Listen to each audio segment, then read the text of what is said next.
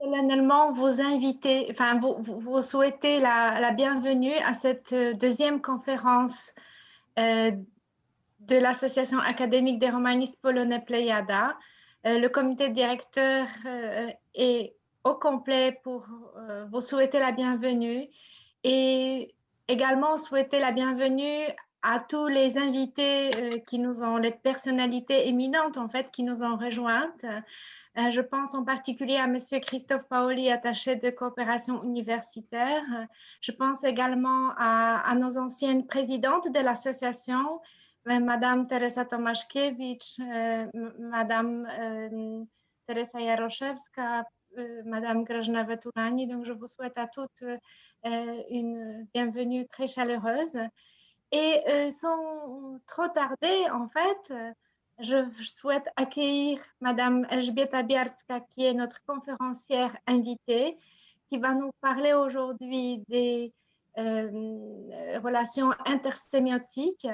Et sans justement trop tarder, je vais donner la parole à Monika Grabowska, notre secrétaire, pour présenter la conférencière et pour introduire le sujet. Voilà, donc je vous donne la parole. Merci, merci. Alors, chers membres et amis de l'association académique Plejada, aujourd'hui, j'ai le grand honneur de vous présenter en quelques mots la silhouette de ma collègue de l'Institut d'études romanes de l'Université de Wrocław, Madame Elżbieta Biarska, que plusieurs d'entre vous connaissent personnellement puisqu'elle collabore avec plusieurs universités et participe activement dans les collègues linguistiques en Pologne, en France, en Belgique, en Suède, en Espagne et aux États-Unis. Beaucoup d'entre vous ont certainement eu l'occasion d'apprécier ses recherches en linguistique générale et contrastive grâce à plus de 70 publications, dont 3 monographies dont elle est auteure ou co-auteure. Ce sont Les Échos du monde, pratique du discours apporté dans un journal de la presse écrite de 2009, Przytoczenia w mowie codziennej de 2014 et avec Greta Komur-Tillois, discours apporté presse écrite d'information, une étude linguistique et discursive du discours apporté français par comparaison avec le polonais. C'est justement en reconnaissance de la valeur de son activité scientifique que Mme Elżbieta Biarska vient d'être promue au rang académique de professeur d'État. Félicitations. Son champ de recherche englobe le discours apporté dans la presse quotidienne et notamment les citations dans la presse polonaise à grand tirage, ainsi que la comparaison entre la presse polonaise et française quant aux pratiques de citation. La théorie du discours apporté et les pratiques de citation dans le genre de discours. L'analyse du discours et de la construction du sens dans le discours de la presse, ainsi que le journalisme non professionnel en ligne dont les citations politiques dans le même Internet. Depuis plus de 10 ans, Mme Biarska est membre du groupe international de recherche CIDI Attention, circulation du discours. Elle est co-organisatrice de 2 cycles de colloques au Carrefour de Sens depuis 2012 et la perception en langue et en discours depuis 2014. En 2019, Elżbieta Biarska est devenue membre du Comité européen de la culture de l'Académie polonaise des sciences. Ce ne sont pas toutes les réalisations scientifiques de Mme Biarska, mais il est temps de lui donner la parole, ce que je fais avec le plus grand plaisir en vous invitant à sa conférence intitulée « Les citations intersémiotiques en ligne ». Elżbieta, c'est à vous la parole. Merci énormément, Monika. Merci à la direction de Plejada de m'avoir invitée. Merci en particulier à Madame la Présidente, la professeure Bernadetta Wojciechowska. Merci. J'espère que ce sera plus ou moins intéressant pour vous. Le sujet est souvent considéré comme peu sérieux. J'espère que la position que je vais prendre envers ce sujet sera quand même assez scientifique et sérieux. J'essaie de vous partager mon écran, d'accord?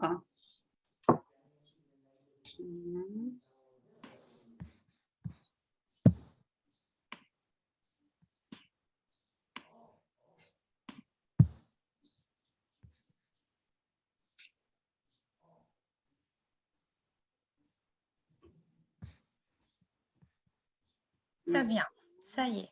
Ouais, ça va, sauf ce petit... voilà, ça va. Ça va, je peux commencer? Ça va, oui? C'est parfait. OK. Et en fait, comme Monica vient de le dire déjà, je vais parler des citations intersémiotiques en ligne, c'est-à-dire, enfin, je vais m'inscrire un peu dans les travaux que je fais depuis des années déjà. Et en fait, les citations intersémiotiques en ligne, ce seront aujourd'hui pour moi rien d'autre que les textes numériques, n'est-ce pas? Enfin, je vais développer les sujets un peu plus tard, mais les citations intersémiotiques en ligne, c'est un peu ces citations que vous voyez sur les images. Les images de Macron, d'Obama avec Bob Dylan et puis de Lech Walesa. Pour moi, ce seront des citations intersémiotiques, ce seront des textes numériques.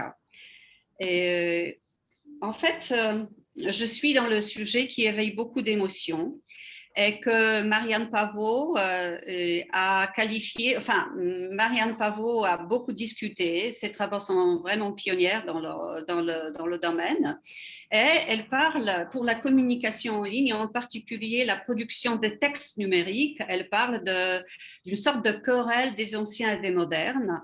Et, enfin, des technophobes évoquent la perte d'attention dans le cas des textes numériques, la dégradation de la qualité de la lecture, l'appauvrissement des gestes de lecture-écriture par abandon de l'écriture cursive, et puis des technophiles essaient de récompenser tout ce paquet de critiques. Et ils parlent plutôt de modification de nos modes de concentration, à la place de parler de la perte d'attention, de la complexité interactive de la lecture électronique, de l'amélioration de la gestion des écrits dans la vie numérique par l'apprentissage du clavier. Voilà. Donc,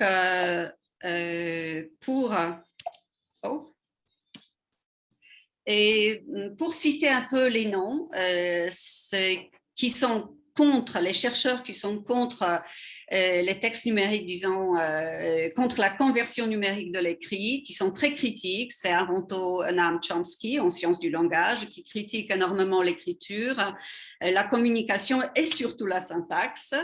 Il dit que, en fait, la ligne, la toile, produit une communication de très bas niveau.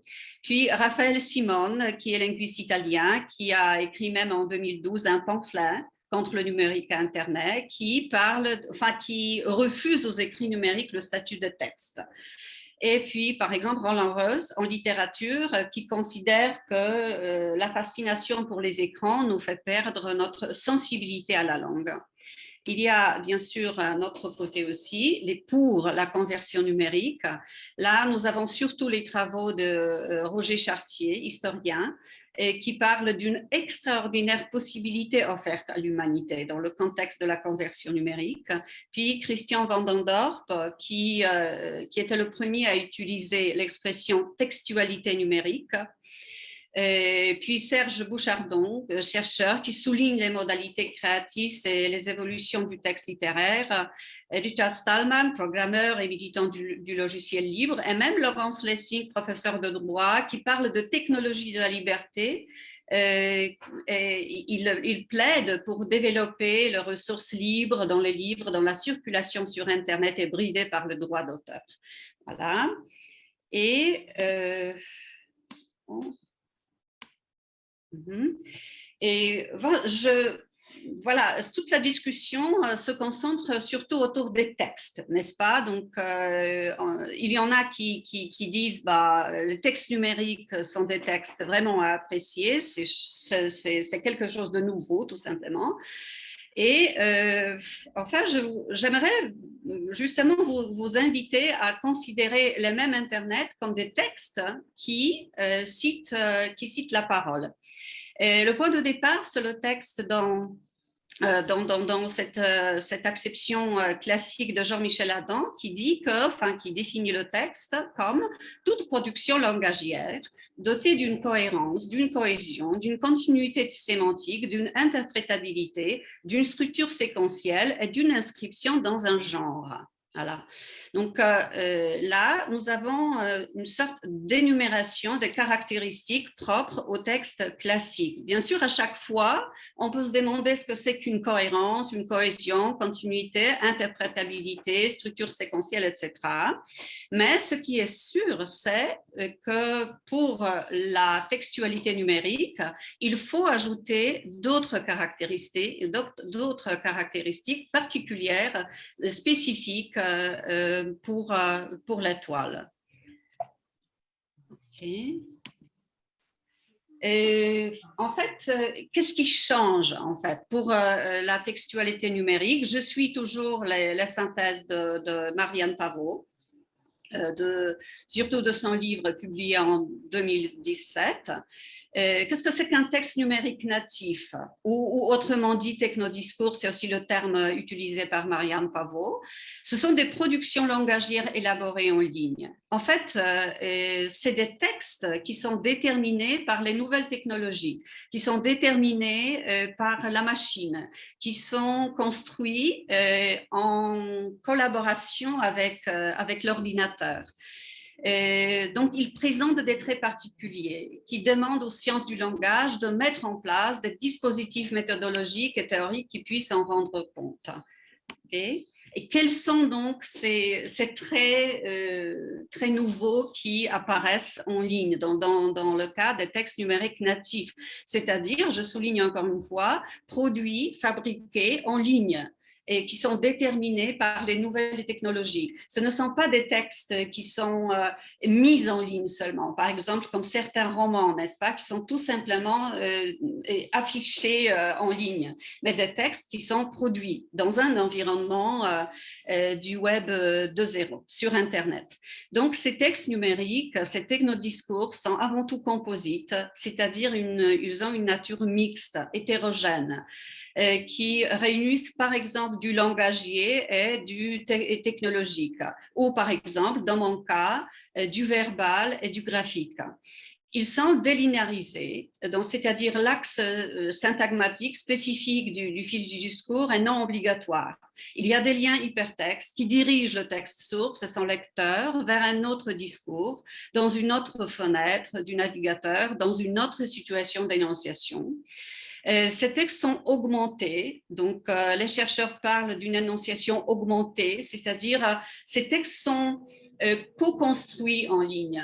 Il est difficile d'indiquer un seul énonciateur de ce texte, du fait de la conversationnalité du web qui est sociale et qui permet les commentaires et d'outils d'écriture. Ce sont des textes relationnels inscrits dans une relation avec les autres discours, avec les appareils, avec les scripteurs. En fait, ça se rapporte aussi, ce trait de relationnalité se rapporte aussi à ces trois premiers traits que je viens de citer. Et ces textes numériques sont surtout investigables, ce qui s'inscrivent dans un univers parcouru d'outils de recherche et de redocumentation.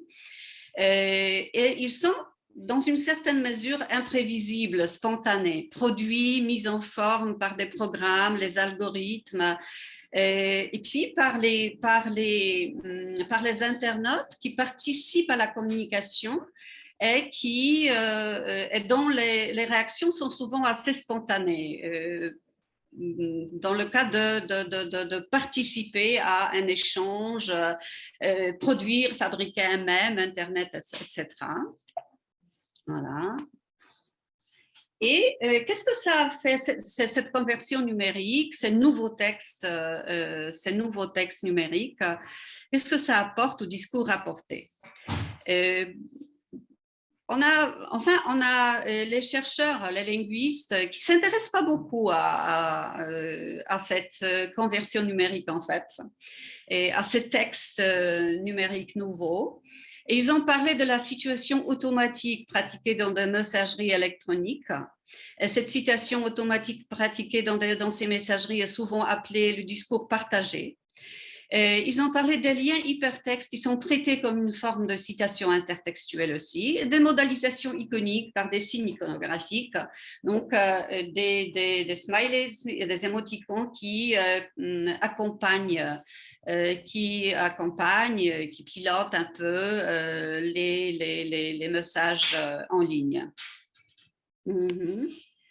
Mais voilà mes questions maintenant dans ce contexte. Sur la toile, a-t-on vraiment affaire à une reconfiguration complexe des formes du discours rapporté?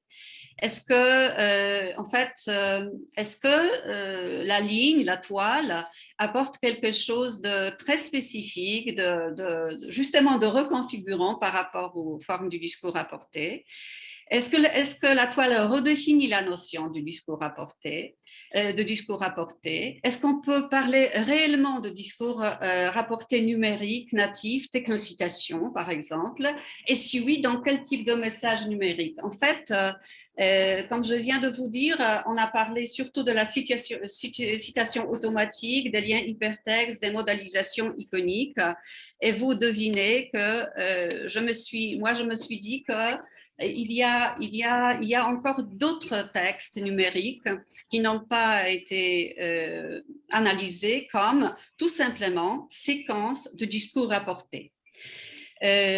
Pour commencer de décrire un peu les mêmes Internet comme les séquences du discours rapporté, je vais partir de mon point de départ, ce sera la définition bien sûr du discours rapporté qui est assez ouverte, même très ouverte, pas assez ouverte, très ouverte, proposée par Grossman et Rosier. En fait, le discours rapporté, c'est l'ensemble des procédés permettant de signaler, d'introduire un discours écrit ou oral ou polysémiotique émis par un énonciateur différent de l'énonciateur principal. Voilà. Et maintenant, quelques mots sur les mêmes Internet, parce que ma thèse un peu, c'est de dire que les mêmes Internet, ce sont des textes qui sont parfois, bien sûr, pas tous les mêmes Internet, qui sont des séquences de discours rapportés. Et en fait, les mêmes Internet, pourquoi les mêmes? Le mot même, en anglais, en allemand, en espagnol, mime, en polonais, même.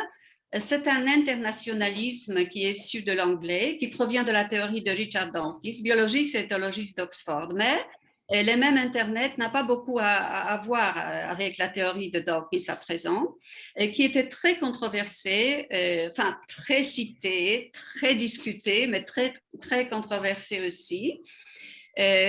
En fait, surtout Dawkins a proposé de considérer les éléments de la culture comme des gènes d'une manière génétique.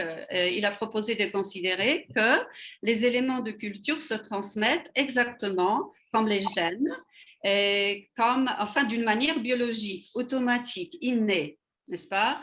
Donc, et puis, la ligne, les internautes ont adopté ce terme de même.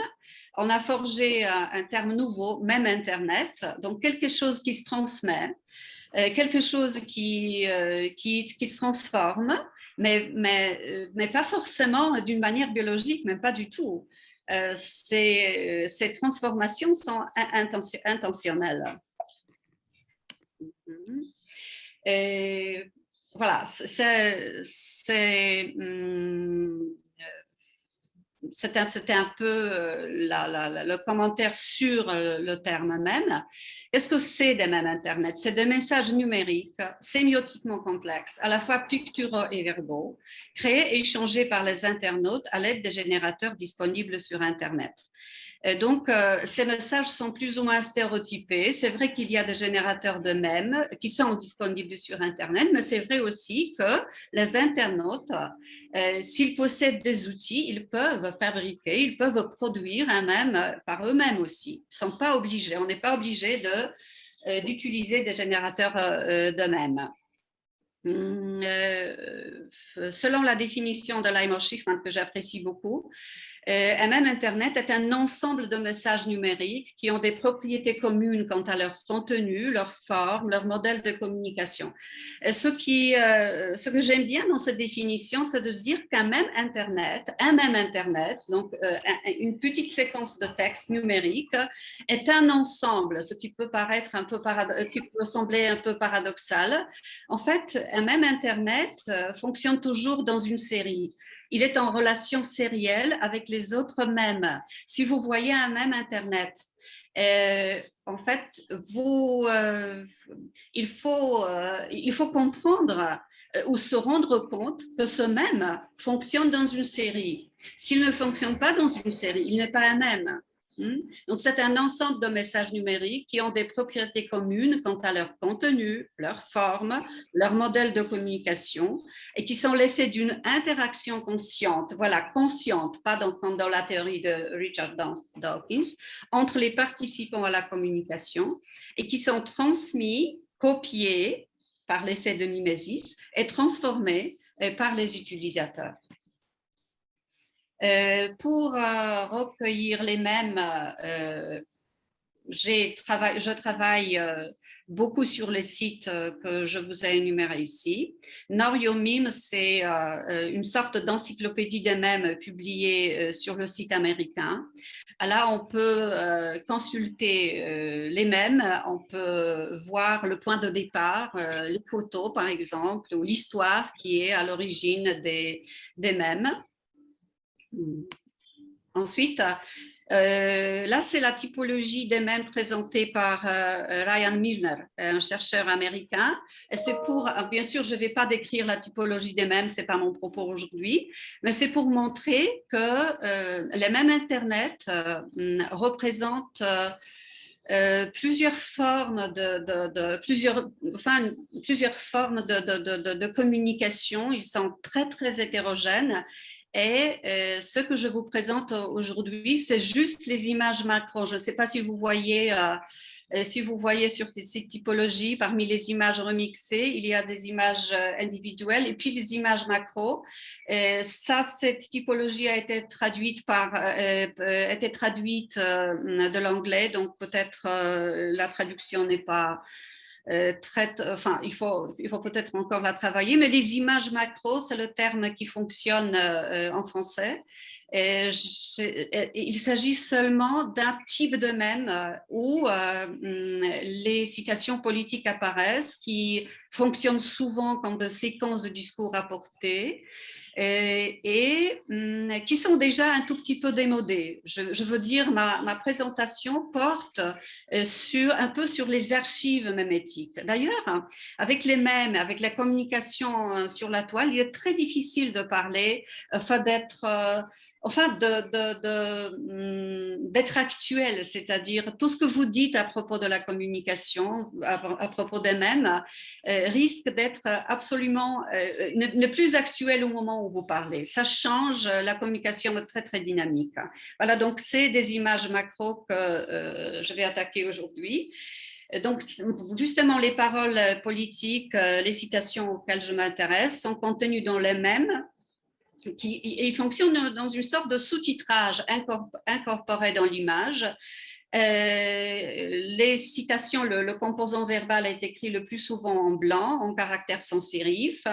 Ce sous-titrage prend le plus habituellement une forme binaire. Leur topographie est fixe. En fait, elle est plus ou moins imposée par le générateur des mèmes. Une des séquences de texte est placée en haut et l'autre en bas. Et je vous ai dit qu'en fait, je considère ces mèmes comme des textes numériques, comme des séquences de discours rapportés. Et ce que j'ai fait pour aujourd'hui, ce que je me suis dit ce dernier temps, c'est de les traiter exactement comme un objet textuel, empirique et concret, et d'y appliquer la définition du discours rapporté que j'ai proposé il y a des années pour analyser les citations dans la presse française et surtout dans le monde. En fait, le discours rapporté pour moi, c'était un objet textuel, empirique, une séquence de texte qui se figure sous l'équation suivante. Le discours rapporté contient deux éléments, une sorte de didascalie, d'un segment textuel qui introduit la parole, et puis de la citation au sens générique. Il ne s'agit pas seulement de la citation fidèle, mais aussi de la citation, par exemple, formulée. Donc, qu'est-ce que ça donne au niveau des textes non numériques, non natifs? Ça donne « il a dit, je te quitte », par exemple. Ça se rapporte au modèle qui est habituellement appelé le discours direct, n'est-ce pas? Donc, « il a dit », c'est la forme très réduite, prototypique de la didascalie, c'est-à-dire de la didascalie, et puis la citation, c'est je te quitte. J'essaie de procéder, de décrire, de théoriser le discours apporté dans les mêmes sur la base de ce schéma, de cette équation. Qu'est-ce que ça me donne? Le discours apporté mémétique, c'est la didascalie et la citation. Quelle est maintenant la nature, quelles sont les formes de la didascalie ou des didascalies? Quelles sont les formes de la citation? En fait, la didascalie prend souvent, c'est le composant graphique ou éventuellement verbalographique qui réoriente l'interprétation de la citation, qui joue un rôle du syntagme, qui verbalise les données situationnelles de la prise de parole d'origine. Et la citation, c'est un composant verbal très réduit qui représente la parole, soit sur le mode autonymique, donc ce sont des citations dites fidèles, soit sur un mode reformulé, mais non paraphrastique.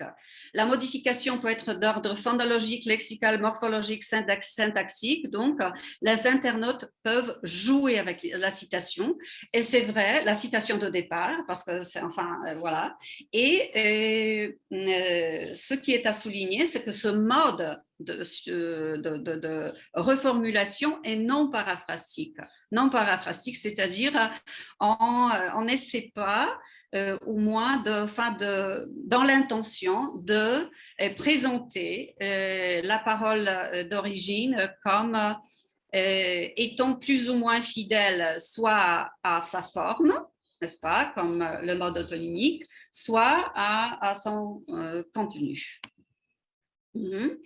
Les citations mémétiques, en fait, dans les mêmes internets, ce sont les aphorisations. L'aphorisation a été décrite par Maguenot. C'est un mode d'énonciation spécifique qui présente un énoncé comme relativement indépendant par rapport au texte. Donc, ce sont les morceaux de texte cités, c'est-à-dire détachés des autres énoncés, n'est-ce pas? Et quels sont les facteurs de reprenabilité? C'est surtout la concision, la saillance formelle, donc les métaphores, paradoxes, chiasmes, paranoma, etc. Donc, plein de choses, plein de figures qui se prêtent à cette détachabilité, oui, c'est un peu bizarre, oui. Et ça peut être aussi l'autonomie référentielle, donc des propos qui ont une valeur nomique, qui ont une portée générale et qui sont détachés du texte principal pour rejoindre un autre contexte. Là, je laisse tomber peut-être encore ça. Est-ce que ça donne, par exemple, au niveau des mèmes? Donc, vous voyez un peu ces mèmes qui sont des images macro avec la forme binaire du composant verbal, c'est-à-dire le texte disposé en haut et le texte disposé en bas. Et la citation fidèle autonyme, ça se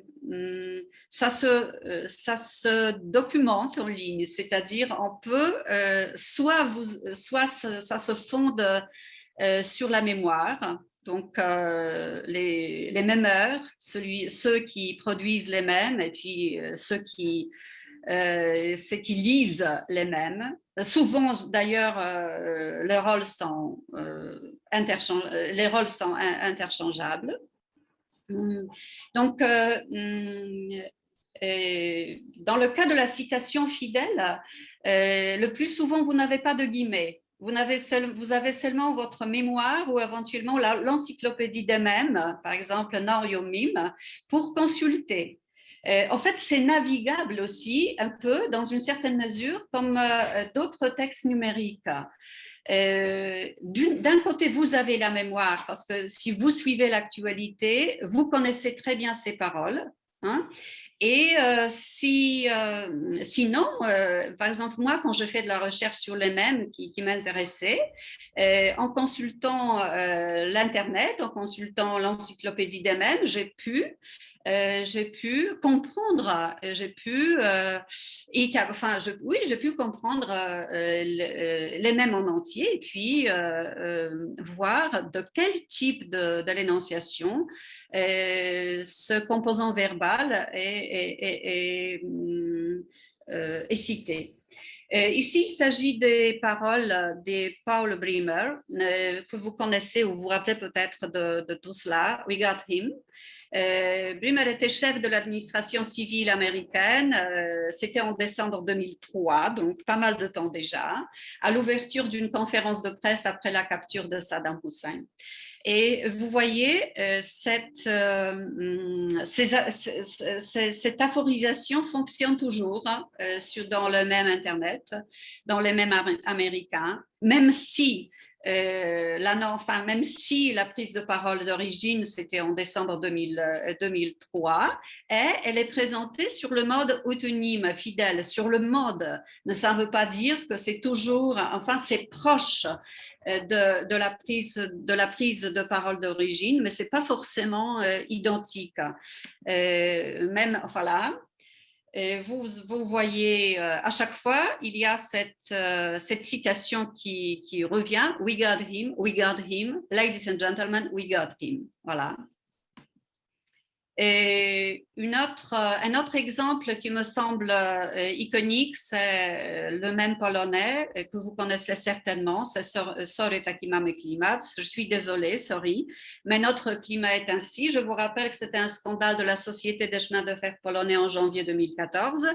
En raison de retard, des trains de nuit immobilisés en rase de campagne avaient exposé au froid des dizaines de passagers, dont des femmes, des enfants, le chauffage des wagons ayant cessé de fonctionner. Et un jour après, il me semble, la ministre Elżbieta Bieńkowska, interviewée à la télévision, a dit, pour répondre à la question, mais pourquoi ça se passe comme ça? Sorry, taki mamy klimat. Je suis désolée, mais notre climat est ainsi. Et ce propos, vraiment détaché, a été repris par les internautes qui ont produit des centaines de mèmes.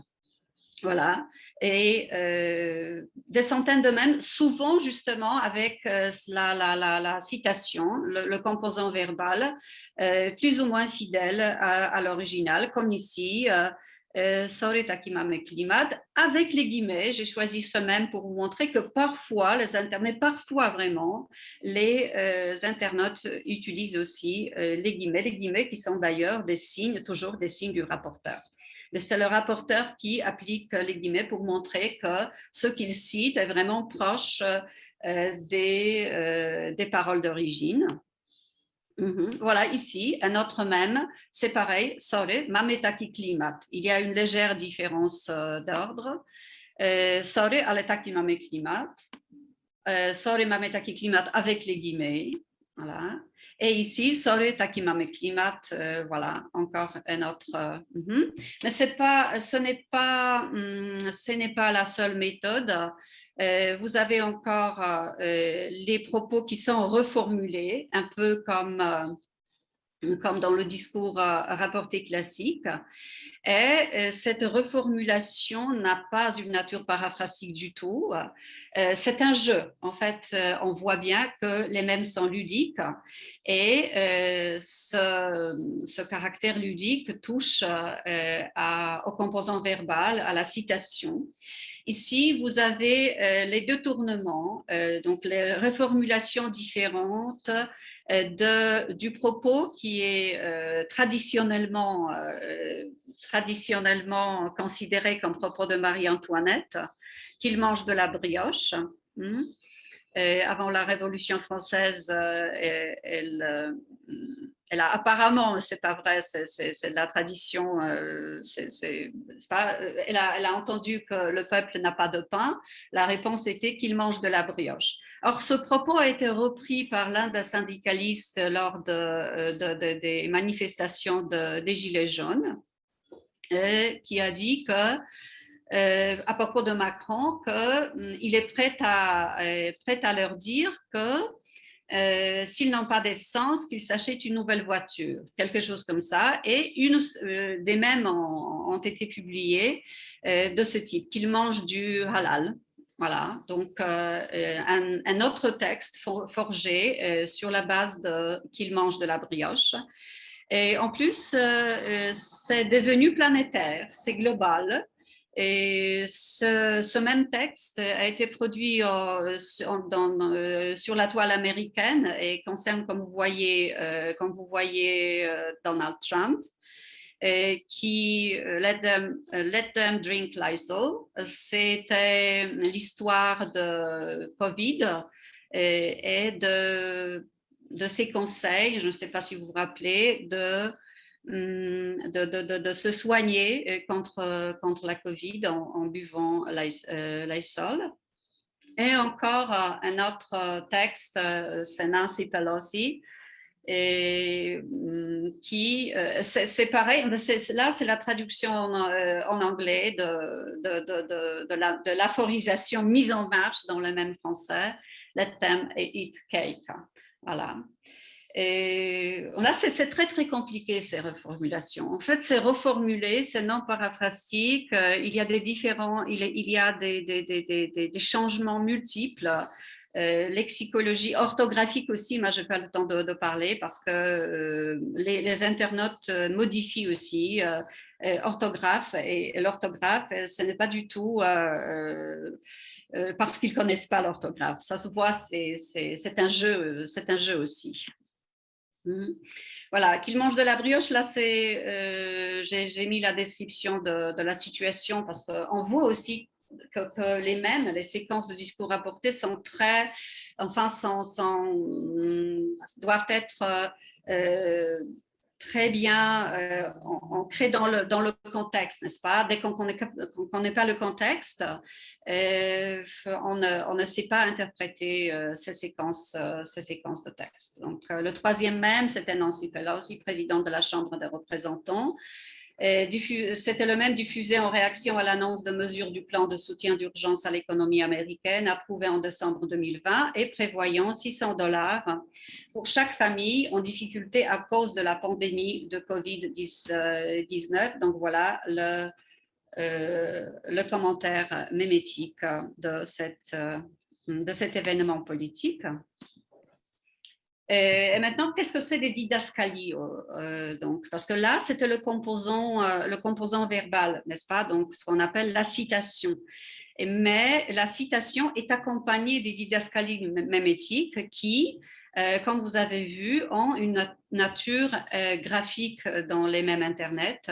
Qu'est-ce qu'elles font? Elles décrivent ou interprètent les données situationnelles de la prise de parole d'origine, parfois d'origine, ou les données situationnelles fictionnelles, n'est-ce pas? Donc, d'une part, parfois, il y a des données situationnelles de la prise de parole d'origine qui sont représentées dans les didascalies mémétiques, mais pas toujours. Parfois, ça se fictionnalise, c'est-à-dire ces données situationnelles sont transformées, sont soumises à des différentes mutations.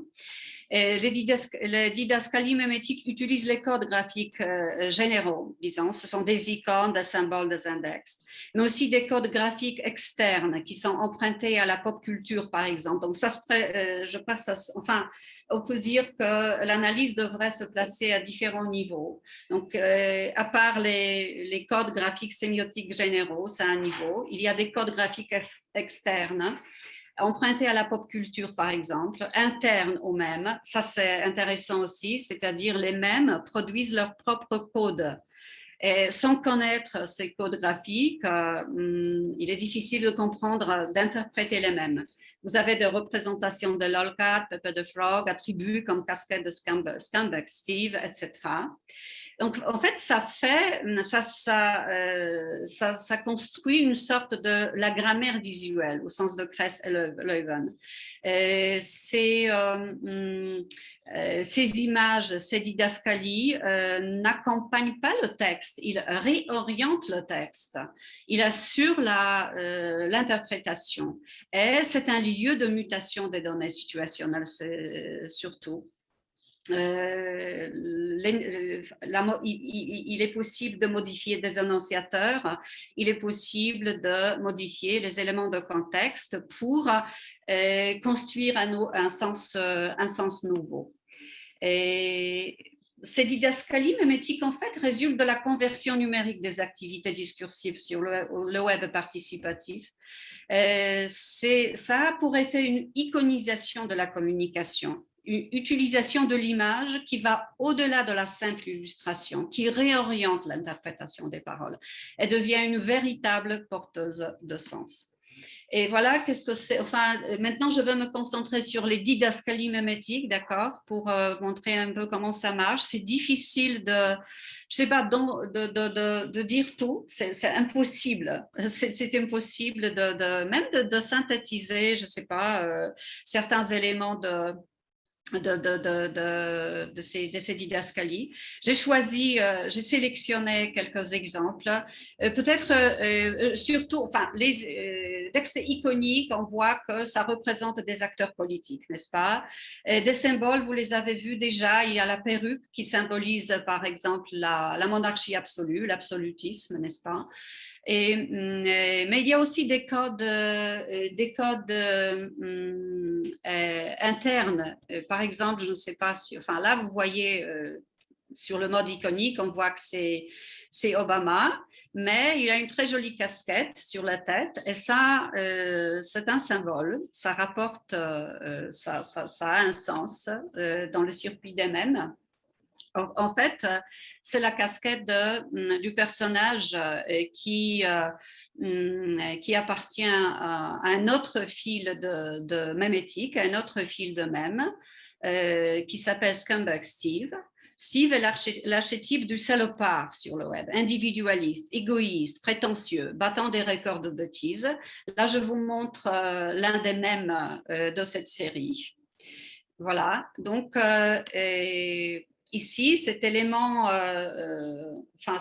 graphique complète, enfin c'est symbolique et ça complète la représentation du président américain et en fait, avec l'élément verbal, le composant verbal, la citation de son slogan politique sur le changement nécessaire dans la politique américaine. Pas? Donc, voilà, et d'autres éléments, ici la représentation de Poutine avec Vladimir Poutine, avec les couleurs en arc-en-ciel et l'apparence de Jack Queen. Et en fait, ici, il n'y a pas d'élément verbal, mais je me suis dit que si on rapporte ce même au contexte approprié et à ces prise de parole sur LGBT. Donc, excusez-moi. Donc, à vrai dire, ça fait aussi une séquence de discours apportés. Ça fait aussi un commentaire ironique, satirique sur la parole politique. Et le troisième même, la troisième didascalie, assez compliquée aussi, où vous voyez notre petit personnage de la série mémétique, c'est le LOLCAT, très très populaire. Ça appartient à la série ludique, les LOLCAT, mais les LOLCAT pénètrent dans les mêmes Internet, comme ici. Et en fait, le même se moque du slogan politique Yes We Can, n'est-ce pas? C'est la série très très connue avec le LOL Speak, avec les modifications langagières Vous voyez l'anglais I can have cheeseburger. Ça, cette formule, cette aphorisation mémétique a formé sa propre série d'elle-même. Vous voyez, ça se place en fait, les éléments graphiques renvoient à des codes différents, renvoient à des codes de couleurs, renvoient à des codes de représentation des acteurs politiques, renvoient à des symboles. Et ça réoriente la lecture de la parole. La lecture de la parole qui est soit autonomique, ou enfin présentée comme fidèle, ou transformée d'ailleurs à plusieurs reprises. Voilà. Et maintenant, quelques exemples de manipulation des didascalies mémétiques. Enfin, je vous ai dit, quand vous lisez les mêmes, vous lisez les mêmes, vous êtes dans une série. Donc, en fait, il faut connaître toute la série, il faut connaître souvent le mème d'origine pour interpréter un nouveau mème. Donc, ici, vous avez le composant verbal, disons intact ou presque intact. Non, sore aletakimame klimat. Donc, la reprise de l'aphorisation de Bieńkowska, mais la didascalie mémétique modifie le contexte, n'est-ce pas? Il y a un changement d'énonciateur. Il y a Tony Abbott, donc, et puis les incendies en Australie, qui ont fait de vrais ravages. Et voilà, un commentaire ironique sur la situation politique. Et pour revenir un peu à ces autres, j'ai encore quelques minutes, j'espère, oui? Oui, tu peux. Je pense que tout le monde est d'accord.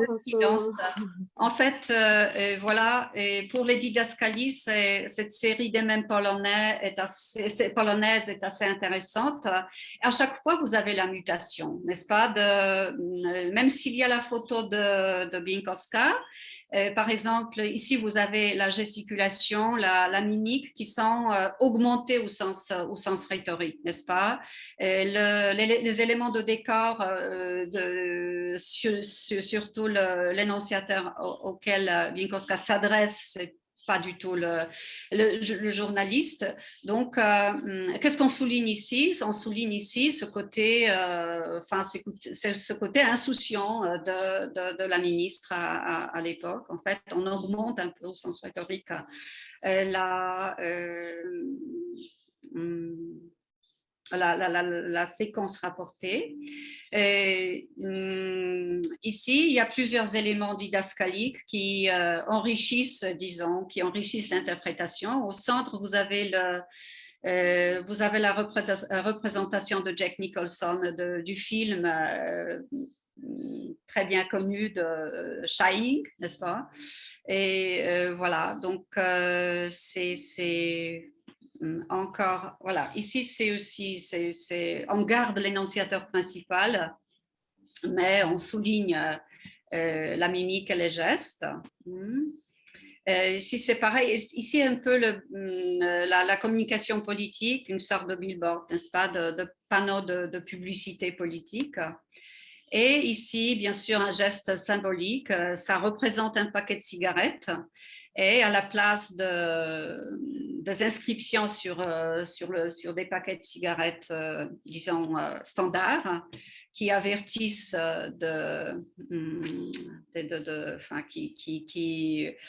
qui avertissent des effets nuisibles des cigarettes, vous avez « Sore takimame klimat », voilà. Et etc. Enfin, j'espère que, voilà. Je vais revenir un peu à... Voilà. Et qu'est-ce qui se passe donc dans ces séquences de discours, dans ces séquences de discours rapportés? On peut dire que en reformulant le composant verbal surtout, mais surtout en transformant les didascalies, on tombe dans une fiction. Et on se retrouve au niveau de la fictionnalisation du discours rapporté. que Alain Rabatel, dans un article publié en 2013, il a souligné que créer une fiction, que ce soit littéraire ou cinématographique, dans mon cas c'est la fiction mémétique, à partir d'éléments réels qu'on se réapproprie par le travail de l'écriture ou le caractère d'une fiction à des faits réels, fictionnaliser un fait divers, c'est-à-dire on crée une fiction à partir d'éléments réels. Et toute fictionnalisation repose sur une mise à distance du réel pour mieux en explorer les possibles, en échappant aux tyrannies de l'instant ou des visions stéréotypées. En fait, enfin, on peut dire que les mêmes Internet fictionnalisent la parole politique, mais cette parole politique ce n'est pas de la fiction, ce n'est pas la même chose. Voilà, et c'est Rabatel qui le souligne aussi, que fictionnel versus fictif. Le fictionnel n'est pas la même chose que fictif. La fiction s'interroge sur soi, disons, limite à partir de ses potentialités, en empruntant les voies du vraisemblable, comme le roman historique, en explorant des virtualités, en devenir dans le réel, comme le fantastique de la science-fiction sur des registres différents. Voilà. Et je crois, enfin, ça j'ai déjà dit, je crois, pour conclure un peu, en fait, je crois que dans le cas des mêmes Internet, on peut parler de discours numérique natif, de technodiscours qui est produit essentiellement en ligne. Et c'est une forme de discours rapporté